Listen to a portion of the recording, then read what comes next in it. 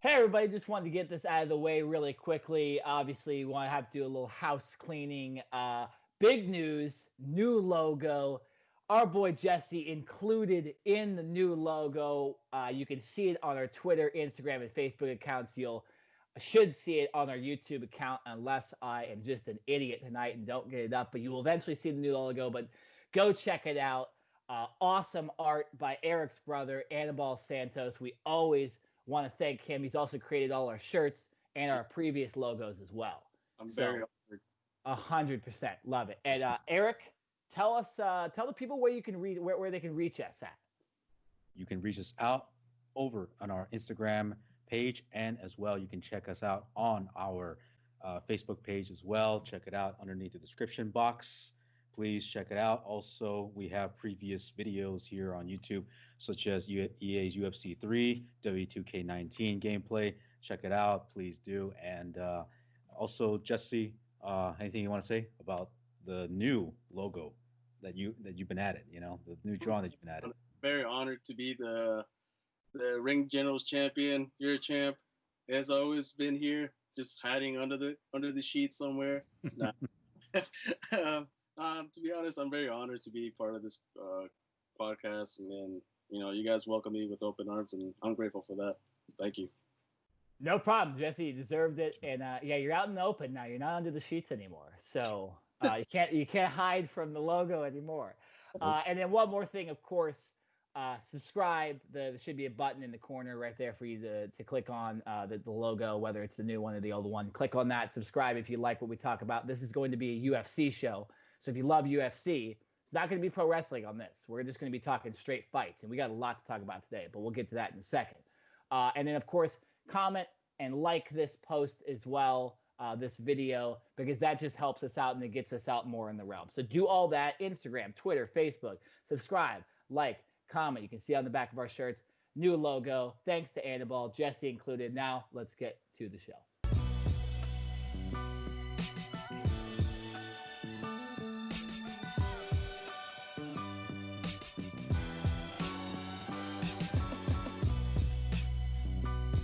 Ladies and gentlemen, you can see Eric Santos punching the screen there. You can see my boy Jesse Chaparro there on the screen. And you can, of course, see me.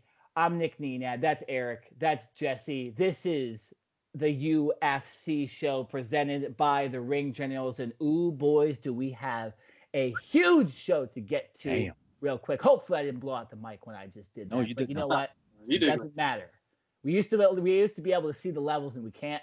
So quarantine has messed this up. But huge show. We got McGregor retiring. We got guys asking for tens of millions of dollars. We have Fury and Joshua announcing 2-fight deal. UFC 251, Fight Island. Amanda Nunes murking bitches left and right. What a huge podcast. Eric, what do you want to start with, man? What do you want to start with on this show? Man, let's talk about what's everybody else's mind. The pay with Jorge Masvidal and Jon Jones, because that's everybody. Because this also affected Fight Island, if you ask me. This affected the main event with Kamaru Usman. So, and Jon Jones possibly maybe leaving the sport. And I've heard also maybe there have been rumors of him going back to college, community college. So let's talk about that. Why not? Jesse, I mean, these guys are wild out here on Twitter, left and right. Do you think this is a little bit stir crazy? Like, Jon Jones did admit he was stir crazy a couple months ago when he was arrested. But what's going on with these guys? Is Cejudo's involved in this? McGregor's retirement might be involved in this. What do you think's happening? And you think I'll ask this question too. It's a little 2-part question. Do you think it's fair for these guys to be asking this in the time that we're in right now? I mean, look, I'm not going to say they don't deserve it, because they actually do, because they put themselves out there. They put their lives on the line. They put their own health at risk, to be honest, overall, just for our entertainment. So, I mean, yeah, these guys should be compensated for the time they had in the UFC. And, of course, I mean, everybody's going to be stir crazy. I mean, everybody's going to have like a little nutball loose around there since the quarantine. So, I mean, a lot of people can't really, they can't really entertain themselves on their own if it's nothing on the TV or anything interesting. So of course, I mean, people are gonna go, crazy. But other than that, these guys do deserve the money's worth. I'm not saying that they don't, they don't deserve it. But I mean, at least throw them a couple little extra bucks because these guys put their health at risk. And that's all I can say for now. Yeah. My thoughts on this are it's with Jones a little more controversy only because his past comparisons for him asking for Wilder money, which I think is ridiculous. Yeah. I'll just say that $30 million. UFC, you don't go from making 5 to 30. It just doesn't work that way in life. I mean, you want to compare his money not to Wilder's, but to Dana's the one that compared it to Wilder's. Jones compared it to his own brother's salary, what he's making, which is not as much as Wilder. No, it's Chandler Jones. I mean, he plays for the Cardinals, and Chandler Jones makes over $20 million. Chandler Jones is not Tom Brady either. No. So Jon Jones is the Tom Brady, I think we can all agree, of the UFC, or at least one of the best of all time. Dude's been on coke. Dude's took steroids. Dude's took fights on short notice and has essentially never lost. So, Eric, your thoughts on this? Is Jones asking for too much, and why is Masvidal not? What's going on with him as well? I think Jones, he's kind of this came at a bad time in a way as well because he was supposed to fight Francis Ngannou. That was going to be the next fight that was going to be guaranteed. A lot of people may think that he's afraid of Francis Ngannou, but I don't think Jones is afraid of him at all. Even DC clarified that. A lot of people thought that DC is afraid of facing Ngannou, but no, these are fighters who are willing to put themselves on the lineup against a scary guy like Francis Ngannou. Francis Ngannou doesn't really need to fight Jon Jones. Jon Jones needs to fight Francis Ngannou to prove himself because he's wiped out the light heavyweight division. So for him to move up to heavyweight, what better way to do it up against a guy like Francis Ngannou? With that being said, I think Jones is asking a little bit too much, and hopefully, maybe he'll come back and try to renegotiate something else. He says that he wants to get back into community college because he still wants to finish up a couple credits for, I believe, for associate's degree, from what I've read on ESPN. He said that he wanted to complete his courses, and he wants to go to community college up in Iowa, from what I know. And for Masvidal, I feel like he does deserve a little bit more. I mean, the guy's been through quite a lot. I mean, going through the streets of, Miami, street fights, and, living underneath the rings, and then fighting his way through the, all over the world, and also him going up against Till, and then going up against a guy like Askren, which we all know that the fastest knockout in UFC history, fighting Nate Diaz, fighting against Nate Diaz for the BMF title. It's like, geez, don't you think he deserves a little bit more? And it's also another thing, that's the fight between him and Usman. There was heat in that one. There was drama involved in that one, and that was one of the fights that we all looked up to, and we all thought that was going to be the main event of Fight Island. That was going to be the main event that I think would have made a lot of people happy for everybody to watch Fight Island. Something different, because I feel like Masvidal, he does deserve that welterweight title shot, and he is also the guy who I believe he can beat Kamaru Usman. No disrespect to Burns, it's going to be a great fight, but we'll talk about that later. But I feel like Masvidal, he does deserve a little bit more. That's my stance right now. I don't know what's the future for Masvidal. I think he will come back. It's just during this middle of this crisis, this pandemic, it's kind of hard to tell how much money he demands or how much money he wants. But as far as deserving a little bit more, I think so. I think he deserves a little bit more. Well, I was going to say with Masvidal too, Jones is understandable why he would ask for more money, because he's the greatest of all time, right? And so there's rumors that he's getting paid like $450,000 for a fight. That absolutely shouldn't be happening. The if someone makes the major leagues and has one at bat in the major leagues, they make $500,000. The worst MLB player makes $500,000. Jeez. So for Jon Jones in the UFC, different, obviously not guaranteed money, independent contracts, or UFC not as famous as baseball, but still, that's a little ridiculous. With Masvidal, so he should be asking for more money. That's what I'm saying. I just think it's a bad time for both. With Masvidal, Dana White said this. I was listening to Brendan Schaub's show today. Masvidal just signed a new contract, and he signed that new contract after the Askren one, knowing that he was going to have this giant fight with Nate Diaz. The Rock was going to be there at Madison Square Garden for the BMF title, and he didn't negotiate more money. And again, it's quarantine. There's no audience, so there's no gate. The pay-per-view buys, there's the potential that once people start getting used to this, there's going to be less pay-per-view buys, right? And you're not going to be making the appearances. The endorsements aren't going to be coming because it's the quarantine might be ending relatively soon, right, in the next couple months. But I just think it's bad timing. Jesse, what do you think about the timing of all this stuff? And what do you think about my opinion on the fact that I just think Masvidal is asking for a little bit too much because he just renegotiated a deal? I'll agree with you on that part of, negotiation wise. He should have, he and his agent should have gone, hey, if I'm going to be fighting like Nate Diaz or somebody else, because obviously Askren obviously lost, and he's kind of like a big name in the MMA world, no lie, especially in the wrestling community. But Askren's a big name, and say, hey, if I beat this guy, I want more money. I want to face the next guy like Nate Diaz, which he did, and he should have negotiated way beforehand. But with the Usman fight, it's a damn shame, to be honest, because I was really looking forward to that fight, and that fight alone was like one of the biggest, probably biggest pay-per-views, especially with the Fight Island. Yeah. The biggest of them all this year, especially during this time. It's unfortunate, but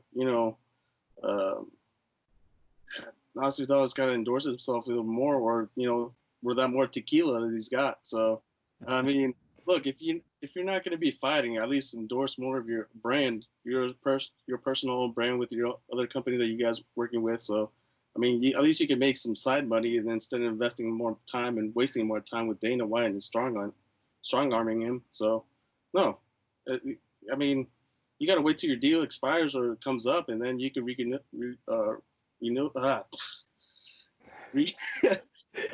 It's fine. I have a list that happens to me all the time. Yeah, but anyway, it's all good. So renegotiate. Yeah. So I have a theory. I want to pose this to Eric. This is what I'm thinking. I could be completely wrong about this. So you look at the situation we're in. We're probably not going to have crowds until at least August, right? Because they've announced all these Fight Island cards already coming up into the Stipe Cormier fight, right? There's no place that they've determined that fight for. So that's just where I'm going to go at least August, because it hasn't been an announcement. Right. Masvidal versus anybody. Huge fight. You want a crowd. Jones versus Ngannou. Huge fight. You want a crowd. Eric, do you think that there's the possibility that UFC is just not entertaining these deals with Jones and Masvidal and McGregor specifically because they want to wait for crowds to come back? What do you think about my theory about that, specifically with those three guys, and especially Jones and Masvidal? There is a factor to that, because Conor, he does say that he believes that his division, there's like not any exciting guys who we want to fight. With Masvidal. Yeah, let me give you one more thing so the reason I'm saying you wait is because you have in July you have Usman versus Burns. Right? In August you have Cormier versus Stipe. These are announced. The rumors are in September it's Khabib versus Gaethje. Yeah. Right? So why not, let's say Gaethje wins or Khabib wins, doesn't matter. Conor should be next, right? How big of a fight versus both of those guys would that be? Helps big. Out. Conor versus Gaethje is way easier than Khabib, and obviously you had the rivalry with McGregor and Khabib. That would push it back to around December when crowds could be coming back. And with Jones and Ngannou, make it for the heavyweight title. Cormier and Stipe likely will retire after this fight. Yeah. And so you have Jones versus Ngannou. You push that to the fall, have a crowd there for the heavyweight title. Ngannou deserves a heavyweight title shot, whether it's against Jones or Stipe. That's where I think the UFC is just like, they're strong arming him because I think they almost want to hook these guys up. I could be wrong about that, but they almost want to capitalize on the most money. So after hearing all that, what's your thoughts on it? I think it's a good move. You have to wait until the crowd does show up because that will generate a lot of money. Think of the things that a lot of people can just cheer. Think of the amount of cheers that you want to see between Francis Ngannou and Jon Jones, who've been clamoring for a while now. And with Conor McGregor versus Justin Gaethje or Khabib, either one of those two, it's one of those things where you got to have the fans out there as a spectacle. I know for sure whenever Conor shows up and makes those entrances, they're big. Whether you like them or not, they are massive. The crowd is completely massive, and they just roar. It's like the volume of the crowd. It's overwhelming. With that being said, I think that a lot of the fans should be attending to watch these matches. I think just Masvidal just needs to wait it out for a little bit more until the fans show up. Same thing with Francis Ngannou and Jon Jones. And you did bring up a good point because I was thinking about, okay, Stipe and DC, whoever wins, I believe that one of those two guys are going to retire. I know DC is going to be on his way out, and then Stipe is going to be on his way out too. I'm pretty sure he wants to go back to Cleveland and want to be full firefighter full time. So vacate the belt, and then you can have Jones and Francis Ngannou, which obviously Francis Ngannou, he'd want to, that's his title shot. He deserves that title shot. He's been climbing for a while. That's what I think. And yeah, I think we should just wait it out for like the fans for them to watch it. I think that's the best theory for you. Yeah. Jesse, your thoughts on my little theory there? What I can say is, Jon Jones has been making this speculation moving into the heavyweight division since Cain Velasquez was champion, and those two were supposed to duke it out before DC's debut. And unfortunately, Cain Velasquez was plagued with injuries, and his last loss was against Ngannou, and before that was Verdum submitted him like in his, I think it was in Mexico or somewhere, or Brazil somewhere. Yeah. But anyways, besides that, as fans wise, yes, it'll be really cool and awesome for them to be there to experience the whole atmosphere. Of course, these guys fight for the fans as well. I mean, but overall, you gotta think about fighting individually. You don't have to listen to the fans, say shit to you like right outside the octagon, just like when Steve was, listening to all this crap from Conor's cornermen, and you just want to focus on the fight and get the W at the end. So, now as for Masvidal, I mean, look, man, the guy's got to wait it. He's got to wait it out, and who knows his next opponent will be. But I think it's another huge guy, up and coming guy. To be honest, you just got to wait it. That's all. So I added McGregor into this, and I also mentioned Cejudo at the beginning. This also could fit into Cejudo's mind frame too, because he called out Volkanovski. Yeah, he's been on it.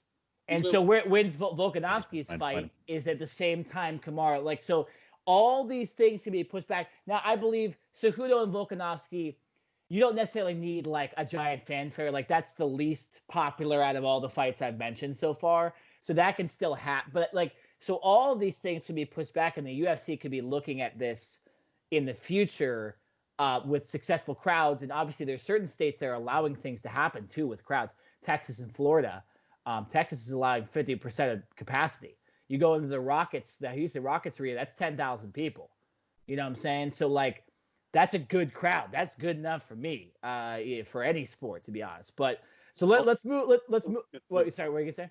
Also, Vegas opened up, and out of the Cejudo and Volkanovski, we gotta wait and find out if Volkanovski retains his title against Max. Yeah, And it's true. you can't Hey. leave Max, man. You No, can't- no, I'm only No. mentioning that just because Cejudo mentioned it. I Yeah. wouldn't have thought Cejudo's coming back anytime soon, but the fact that Volkanovski is fighting on the same Fight Island card that Usman is, I'll fit him into my little scenario of fights to happen later with all these guys that have complained about money. It's a good- Go ahead there. It's a good thing that you brought up Cejudo because then we see him in AEW. It looks like he's finding a career in AEW. Yeah. Well, he's Mike training Tyson? with Mike Tyson, calling out Ryan Garcia. I don't know what the hell that guy is doing. Bro. Mike Garcia called him out. He just knocked him Oh, back. that's true. He did. By the way, what's up with we don't even need to get into this, but what is up with all these wrestlers calling out boxers, man? I'm talking about actual wrestlers, not pro wrestlers. In what way does Cejudo think he can beat a world champion professional boxer, not being a striker? I can imagine Gaethje calling somebody out, or Conor when he did it. It made sense, but man, I don't understand that one. Let's move to a guy that doesn't need to worry about money, and that's Conor McGregor. Okay, he announces his 13th retirement of his career here. Plain and simple.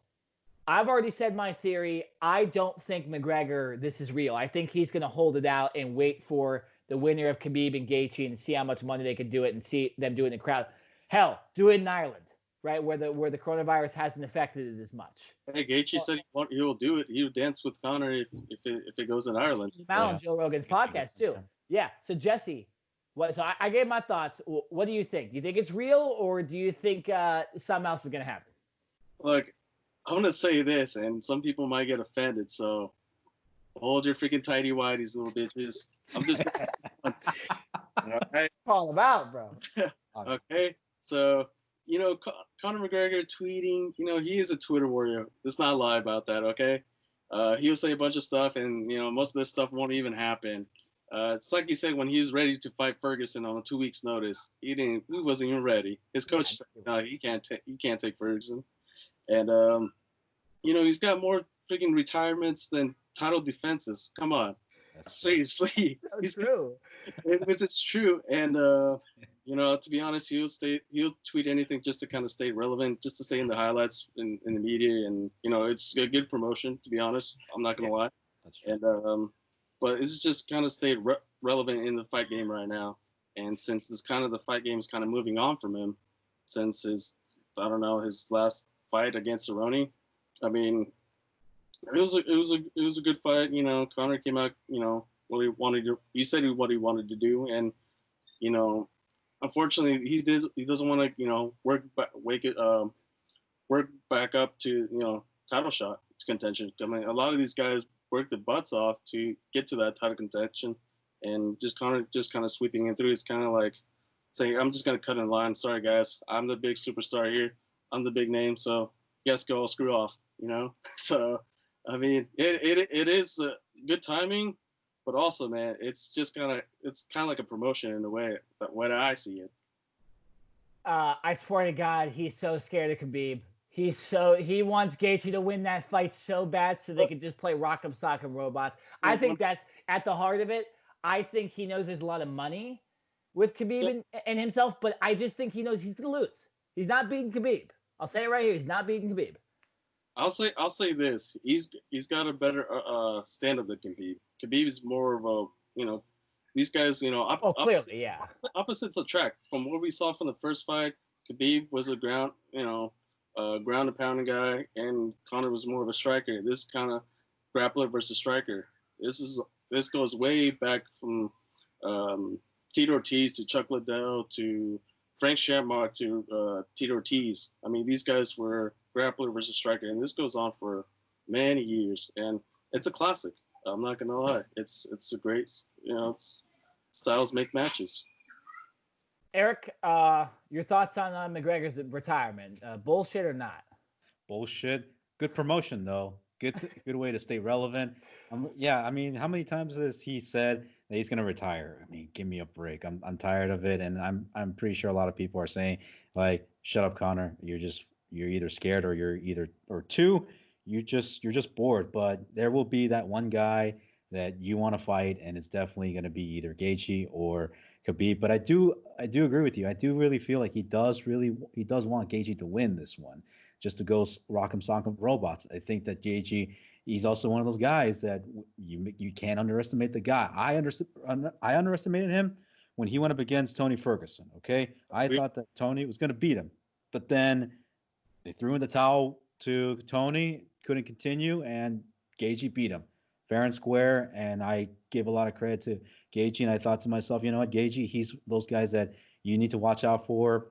He's gonna, you can't underestimate the guy, and I think he's one of those guys that he can take on Conor. He can. I mean, if he wants to go up against a guy like a striker like Conor, it's gonna have to be Gaethje. That's what I think. The whole thing is bullshit, and I think that, yeah, The Conor. whole thing.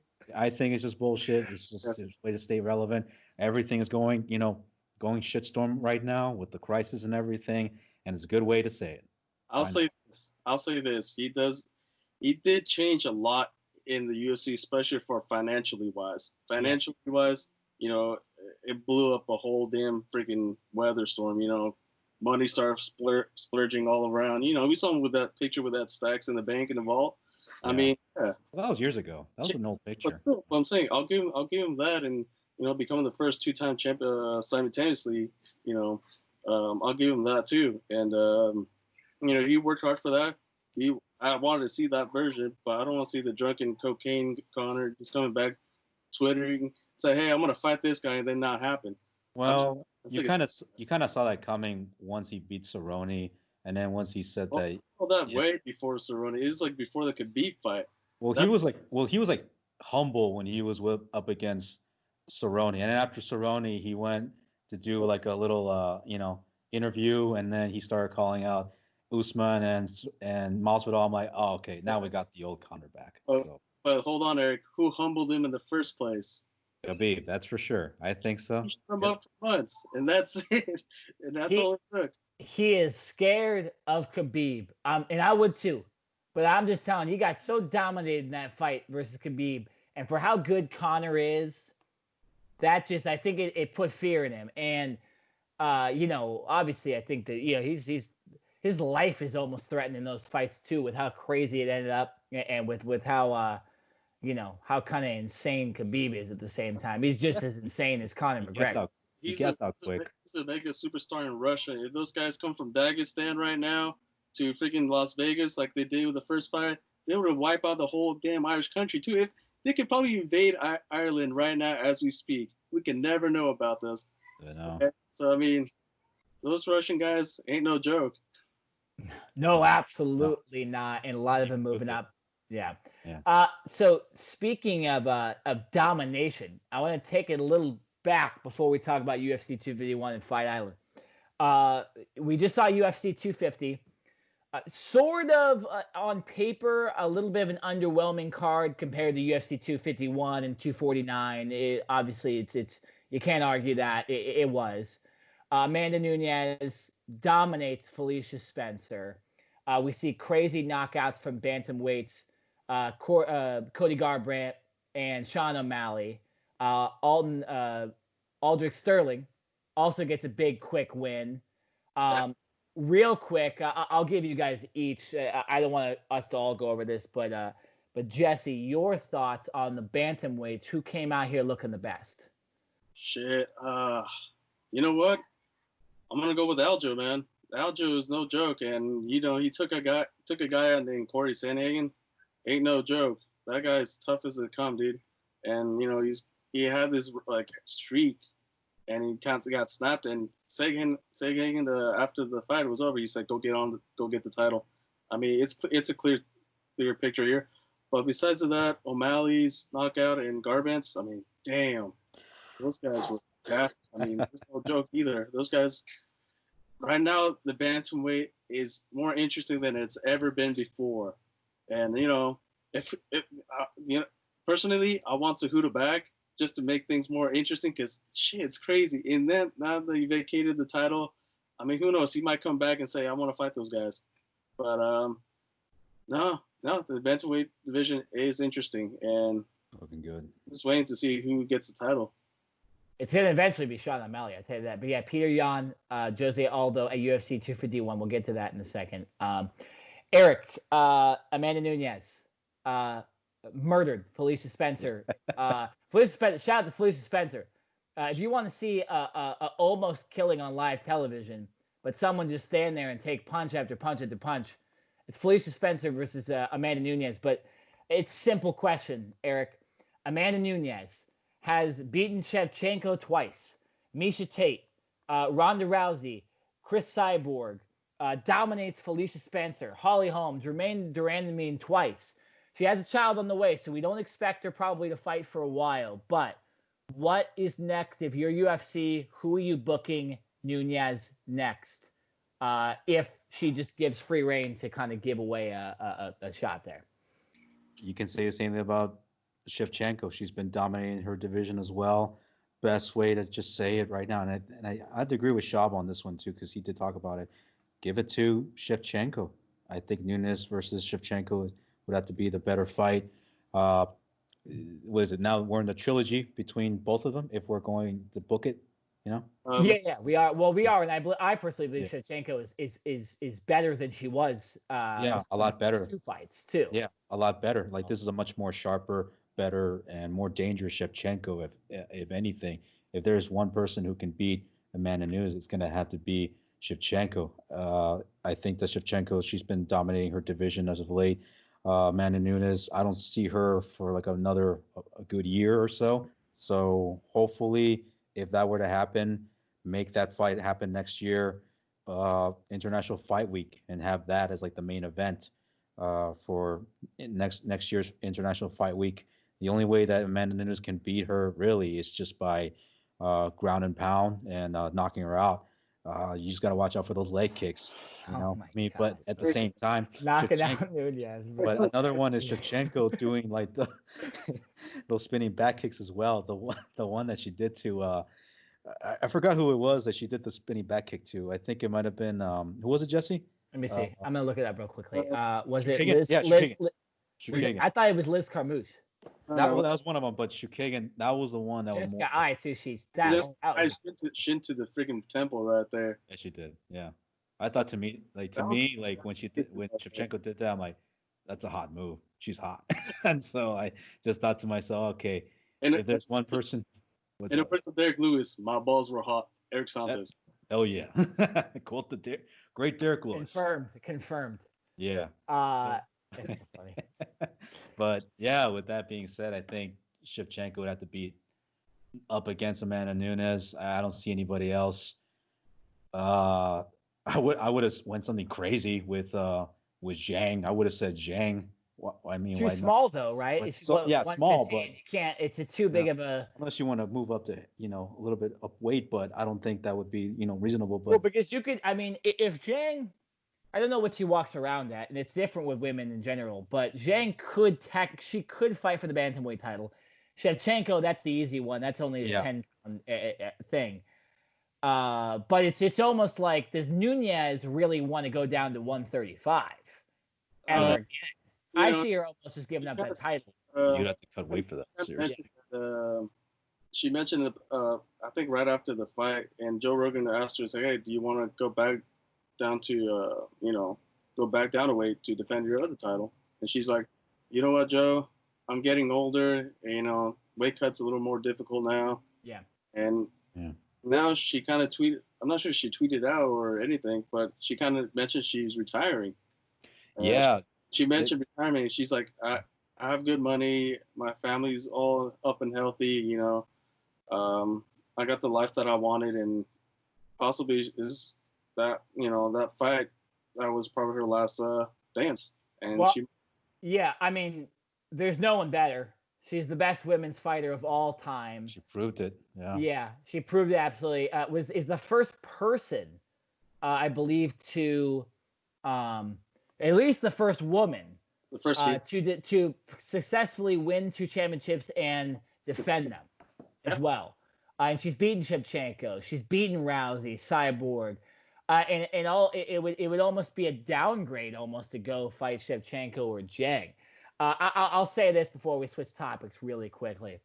I think the only big money fight, and I say fight because I'm not going to talk about MMA here, Clarissa Shields Amanda Nunes. Ooh. A Yep. boxing match. Actually, That's the only thing I can imagine her doing in the future if she doesn't just want to defend her title against scrubs. I mean, look, I think even DC mentioned it, and John Anik and Joan Rogan, and they kind of want, Shields to actually make a transition to MMA. I mean, she mentioned it in the past before. I think during the time when Rousey was champion, she kind of mentioned that. But the only thing she has to do now, since boxing skills are very sharp, very tight, very technical. Now she's got to focus on the MMA aspect. She got to, Muay Thai. She's got to throw in wrestling, jiu-jitsu, judo. It takes a while to own those crafts because it ain't easy. It takes time, and I don't think time is on her side. So it's gonna have to cross over to boxing. So because we saw it with we've seen MMA fighters and boxers cross promotions, and the outcome turns out to be either one side wins or the other. I mean, right now it's 1-1 with MMA and boxing. So you got James Toney, Randy Couture, Floyd Mayweather versus Conor, and now we don't know what she's going to end up being with. Yeah, I mean, I would love either a UFC fight or a boxing match. I looked up on the internet how much Clarissa Shields weighs. It states, at least on the internet, 165 pounds. That is. I'll just say this: that's fucking huge, and you have to. I know this is kind of fantasy booking, but Joe Rogan was mentioning it on the broadcast. It's not out there completely. But there's got to be some power behind Shields' punches to where I think she could knock out Amanda Nunes. Right? Maybe she wouldn't even have to learn MMA necessarily.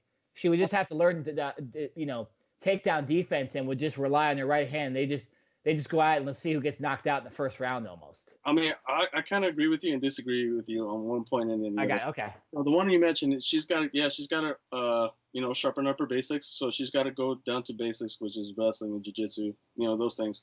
Yeah. She cannot just rely on her right hand. I mean, we heard so many times that it takes one punch, and it kind of does, but at the same time, it kind of contradicts itself because we all seen Amanda Nunes could take punches and kicks. I mean, she's as tough as nails, and it's going to take a lot for her to go down. I mean, we seen it with the Shevchenko fight. Those two ladies, man, those are they could be the intergender champions right now if they would have fought Henry Cejudo. Or no, hey, sorry, Triple C, but I love you, man. But hey, who knows who's the real intergender champion? We'll never know. We'll never know. I don't want to see it either. He's undefeated in being cringe, though. Yeah. Hey, he's a king of cringe, but there's a reason why he's a king of cringe. There's a reason behind it. Yeah, he backs up his word. I mean, he backs it up. So. Yeah. So Shields, her last title defense was in the junior middleweight division in boxing, which is 155 pounds. So she would have to lose weight. There'd be a weight cut, or catch weight. Nunes at 155, Shields at 155, and you just duke it out, right? I don't know about Manny Nunes because she kind of struggled because with condition, unless her condition was really like on par, and it kind of goes, her conditioning has to be on top if she's going to go up weight. But and plus Shields making weight cut, it's going to drain her. She's going to look pale. She's not going to look anything right. So, I like I said in the past before, weight cutting ain't easy. It kills you, especially when you just kind of go through drastic measures. It's not pretty. I'll just say that. No, it's not. We've seen some terrible ones, and guys get affected by it for sure. All right, let's move on. UFC 251, Fight Island. Fight Island, first of all, in Abu Dhabi on Yas Island. So kind of a little BS on the whole Fight Island thing. It's essentially like a peninsula attached to the main Abu Dhabi, like main downtown city. So let's calm it down with Fight Island over here. But holy shit, the card for UFC 251. We could talk about the Fight Island stuff all day. Kamaru Usman versus Gilbert Burns, the main event. It's a little controversial, but obviously that's still a great fight. Alexander Volkanovski versus Max Holloway. That's a featherweight championship fight. Peter Yan versus Jose Aldo for the vacant bantamweight title shot there. Jessica Andrade versus Rose Namajunas. Jesus Christ. And then the women's flyweight, we get to see our girl Paige Van Zandt fight. That is essentially just a show off. That fight should not be on the main card. But didn't they add in Whitaker and Darren Till, or was that? That's on a different card. That's a different. By the way, also on this card, Frankie Edgar versus Pedro Munez. Volkan Ozdemir's on this card. So there's a lot to discuss here. Eric, your just thoughts on this? Is obviously the International Fight Week card. This probably would have happened in Vegas. Yeah. Fuck, I would have wanted to go. I'll just tell you that right now. Let's see how good this card is. But your thoughts seeing this and your thoughts on just Fight Island in general being in Abu Dhabi. Man, I'm looking forward to it because this is something that I feel like one of the biggest events of the UFC, their WrestleMania, and the card looks stacked almost just like last year. I can't wait for Volkanovski and Max Holloway. I didn't expect that one to be the co-main event, but it had to be done because Volkanovski, Max Holloway's been fetching for a rematch for Volkanovski, and maybe the outcome might be different, but we'll talk about that later. Peter Yan and Jose Aldo, that should be a good one. Although, kind of wish that Cejudo would have jumped on the whole fact about he would have faced Aldo. I think that's his biggest regret right there. It just depends on him. Nick's girlfriend, Paige Van Zandt, going back at it. Hopefully Jesus, man, my girlfriend watches this. You can't say that, bro. You can't say that, bro. You can't say that. Megan, it's not. I say shit all the time. That's why. His girl's gonna kill him, man. We're gonna see him like on the YouTube, Murder on Live TV. Murder. She just met the RKJ man too. Has a lot of thoughts, but we'll get to that later. But Paige Van Zandt. Hopefully she doesn't injure her arm, because she's. It's inevitable. It's gonna happen. We all know. Okay. Yeah. No, literally. Let's just be honest. The only reason Paige Van Zandt and Amanda Ribas are on the main event card is because they're both attractive women. I'm just throwing. Damn. Oh wow. Yeah. Specifically, Paige Van Zandt. It's hard to argue is not the most attractive woman in fighting, period. Okay? There's not a lot to choose from. But, especially with certain procedures that have been done, she's definitely out there as someone that is taken advantage of her fame, not necessarily her skill. Yeah. Big win in their last fight, but that was 2000 was the beginning of 2019, so not a pretty long time ago. But also another good way for Rose to get back as well up against Andrade, because she left. Fight. She went like MIA. It was before It was before the pandemic because apparently one of her relatives passed away, from what I know. Yeah. Two of them. Two of them. Oh wow. Okay. Yeah. Yeah, she lost her her aunt and another relative. Jeez. No, this is gonna have to. Yeah. Hopefully, I'm actually pulling for her on this one. Hopefully she wins. And then we got Burns and Usman, which we should have had Usman versus Masvidal. I can't wait for that. I can't wait for it though. That should be a good main event, I think. I think personally, Masvidal should have put the whole money situation aside just for now, and then just focus on the Usman. I think the title is more worth than the actual money at that point right now. It is. No, it isn't. You have leverage too with the title. So I disagree with what those guys are doing too. I don't understand it much. But so Jesse, your thoughts on the card, specifically the four main event fights. Yeah, damn. Because and by the way, if you don't know, if you're kind of a fair weather UFC fan, Jessica Andrade versus Rose Namajunas, the last time they fought was for the strawweight title. Yeah. And it was Andrade dropped Namajunas on her head and almost caused Namajunas to retire. So, that's a title fight in its own. obviously a number one contenders match, but I mean, we got essentially 4 championship fights on this card. Jesse, you're the UFC guy in this podcast, anyways. Jesus. How excited are you, bro? No, this is orgasmic, my brother. Okay, this is in the MMA world. Okay, this is I'm not gonna say any further. Okay, I don't want to be Get in trouble. It is so. You already did, bro. It doesn't matter. You already did. So go ahead. I mean, this gives all the fight fans a boner. So I mean, look, oh man, Volkanovski and Holloway too. I mean, like I said, I gave Volkanovski a chance, and he took that chance. I mean, Jesus, and I was wrong at the end. Who would have thought? You gave it 50% chance. I gave it 100% chance to Volkanovski the last time, dude. Yeah, well, he was newer to the podcast, so he didn't understand that you got to make a prediction and not just say, I don't know, like it's going to be 70-30. Like now he knows he has to make well, because RKJ man also calls him out, so now he's got to make picks, and yeah, that's going to be a great fight. Peter Yan holds Jose Aldo. Kamaru Gilbert Burns. Jesus Christ. Yeah. Jesus Christ. And these are teammates too. These guys are teammates. And Yeah. I know that's interesting. And you know what's crazy? These are the first 2 teammates that actually won. He's talking about Burns and Usman. Yeah. I'm Yeah. saying. Burns and Usman, who are teammates, good friends, been training with each other, like been training together for like years, and you know these guys are actually really cool with it because like beforehand we see in the past. You see Anderson Silva and Mark Munoz. Mark Munoz called him out when he's on a win streak, and Anderson Silva didn't like that. And we see, you know, the likes of Cody Garbrandt and TJ Dillashaw, former teammates, who turned this whole thing into a huge rivalry. And we also saw, you know, what happened. You know, but these 2 guys, really cool, taking it to the cage, put a friendship aside, say, hey, let's duke it out. That's how good friends should be. I mean, like, if you're my friend and you want to fight me, I'm cool with it.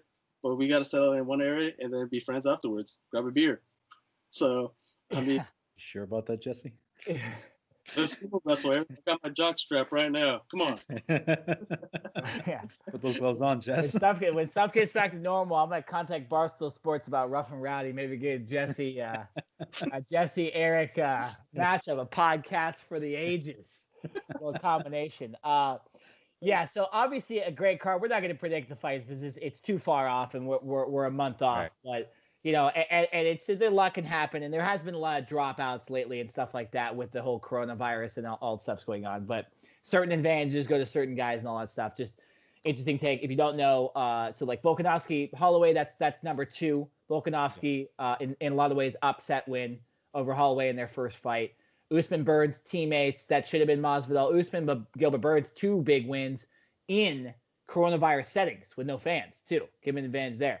Peter Yan versus Jose Aldo. That's for Cejudo's Bantamweight Championship. Obviously, Aldo, kind of strange he's still getting the title fight, but Peter Yan, the best Bantamweight so far, definitely deserves a shot. Andrade, Namajunas, that's number 2. And then Paige Van Zandt's returned to the ring since January. Arguably the most attractive woman in fighting. Real quick, too, other fights that have been announced for just coming up soon. Curtis Blades versus Volkov. Big fight there. Let's see, what are these other ones? Poirier versus Hooker. These are Las Vegas cards, too. This is next week, June 20th. And then the Poirier-Hooker is June 27th. That is a fucking awesome fight. I'll just tell you that right now. I'm excited about that one. Mike Perry versus Mickey Gall as well. Coming up too. Yeah, big fight. And then Robert Whittaker and Darren Till also going to have it on Fight Island. And Alexander Gustafsson's coming out of retirement and moving up to heavyweight. Whoa. Like, ooh, here we wow. go. Versus Fabricio Verdum, too. Yeah. So we'll talk about all that when it happens. Yeah. But, like, UFC is stacking it up. They're taking advantage when all these other sports are just nothing's happening, and they're threatening the NBA and MLB not to happen, and the NFL has guidelines. It's just sad to see in that realm, but I'm excited that, you know, for us to do a podcast that talks about MMA. I'm excited. And then, of course, Cormier versus Stipe. We talked about that a little earlier, so we're not going to get into that. We kind of gave our opinion. We think both guys are probably going to retire, and you know, I'm glad it's happening, and it's almost happening 1 year to the day. It's happening 2 years to the day they fought last time when we went. And right. I'll tell you this: I would be excited if they announced fans could go to that card, because I think that'd be truly cool if we could go again to Oh, Stipe Cormier, the first UFC fight with fans. Ooh, right? Crazy, crazy. We'll all get tested. We'll all get tested right before we go in there. Make sure we're not sick. Put a big tube through my nostril. Pull it out. Do whatever you gotta take. I want to see some fights. Oh, and hey Nick, what happens if they gotta stick a thumb up your butthole, man? No. That's not. Yeah. No, it's not. Let's not go into that, man. That's getting cut out of the podcast. Cavity search, bro. Cavity search. All right, let's switch it up. This is the last topic of the day. It's not MMA, it's boxing. Obviously, we still have Deontay Wilder and Tyson Fury happening at some point. There's rumors that it's going to happen in Australia later this year. But what was just announced, something surprising to a lot of us, was Tyson Fury versus Anthony Joshua, a 2-fight deal for 2021. So likely won't be affected by the coronavirus. I would expect the first fight to happen either in the safest country, England, or the United States. We'll just go around our thoughts on that really quickly to end off the podcast. Eric, I'll give you first choice. Your thoughts on the fact that apparently they have a deal in place that after Fury and Wilder finish off their trilogy, we got Fury Joshua. If that's the case, if it's confirmed, then I can't wait for it. I'm just waiting for like a set deal just to make sure they got the location, they got everything confirmed, because usually sometimes things can get iffy, or like somebody pulls out due to an injury or something like that. As soon as we get closer and closer, I'm excited though. We're actually one step ahead. Just to get back into boxing, and also just to get people excited for having fights back in the ring. Hopefully this can open up for more fights as well, have more deals, fights like this too. Tyson Fury versus Anthony Joshua, can't wait for it. I don't know who to pull for in this one, so to be announced. Absolutely. Jesse, big boxing match. I mean, the biggest fights ever in England, no doubt. Yeah. What's your thoughts on it? Oh my God, this is like a. Dude, it's been a crazy podcast. Yeah. There is so much cool stuff happening. There's so many. There's so many matchups that could possibly happen even after this. After Anthony Joshua versus the Gypsy King, and there's more. It's more interesting than it's ever been right now, and but yeah, these for a two fight deal between these two. Oh Jesus! My God, my heart will be pounding fast and hard. Buckle up, dude. Huh? Buckle up. Oh, dude, I'm definitely gonna buckle up. I'm gonna have my mask. I'll be ready. I'll wear a poncho if you want me to. Of course, man. I'll let you borrow. If there's blood to be spilling in the side ring, and I'm not even that close, but if it happens to spill that far, I'll be happy to wear a poncho. Hey, the fight is going to be tested anyways. Get that blood all over my face, okay? That's going to be used against me. That's going to be used against me. I shouldn't say. Fucking vampire. All right, so I'm super excited about this as well. I'm still giving Wilder a chance against Fury, so I kind of hate that boxing setting up these fights like later. It's a little irritating to me, and I'm big Wilder guy anyway. So if I'm Deontay Wilder, I'm gonna try to ruin this thing, right? Yeah. I'm that's what he gotta do. He's gotta go in there and knock Fury the hell out, and then I'll negotiate my own 2-year deal. But I think Wilder's got Joshua too. Yeah. But we'll get into that later. But so that's my take on this, is that I think Deontay Wilder needs to has a chip on his shoulder and needs to take advantage of the fact that these guys are literally looking right over him. Yeah. That's what I gotta say about this. I agree. I mean, like as a fan, yeah, it's irritating to see like a fight not even happen, and then another fighter being announced. Yeah, to hell. Yeah. If I was Wilder, I was like, I'm gonna bust my ass off, work my butt off, and make sure this fight does not happen, because I want to be in that $1 million money fight, and don't have a 70-pound suit. Wants that money, so I mean, if he wants it, he's got to go and Tyson Fury. He's got to end his reign. I mean, would that be big news too? I'd be coming on here celebrating, talking so much shit if Wilder knocks out Fury. I love that guy, bro. Oh yeah. No, I know. I will for sure. Hey, let's finish off this podcast. Our boy RKJ Man, I'm sure you saw on Instagram and Facebook and Twitter. Let's give a shout out RKJ Man turning 54 yesterday. On his birthday. 54. Damn, man. Just awesome. Dude, looking young. He doesn't look his age at all. It's really cool to see that man turn 54 years old. So we just want to give a shout out to the RKJ Man. Happy birthday. June 14th was his birth date. So mark it down. I got to celebrate with his family a little bit, have a little dinner with him yesterday. It was a good time. And we just want to wish him happy birthday. Go check out the Instagram post. I put some ridiculous pictures of him on Instagram. There was a couple ones that I thought about putting too that I was like, that might get him in trouble. So I held back a little bit. So those are the most pain.